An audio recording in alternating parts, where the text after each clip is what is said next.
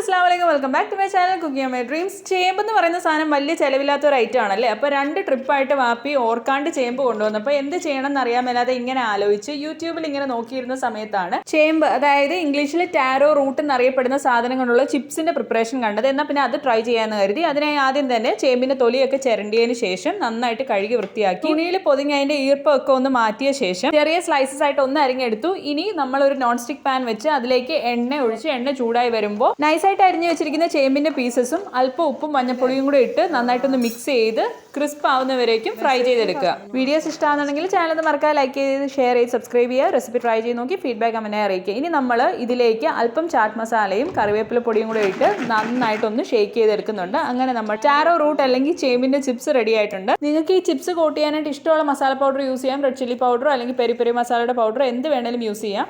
അങ്ങനെ ഉണ്ടോ? Thank you. ഇത് നമുക്കൊരു ഭരണിയിലോ അല്ലെങ്കിൽ എയർ ടൈറ്റ് ആയിട്ടുള്ള ഒരു കണ്ടെയ്നറിലിട്ട് സ്റ്റോർ ചെയ്ത് വെക്കാവുന്നതാണ്. പക്ഷേ ഇത് വൺസ് കഴിച്ചു കഴിഞ്ഞാൽ ഇത് പിന്നെ സ്റ്റോർ ചെയ്ത് വെക്കാനുള്ള കാണില്ല.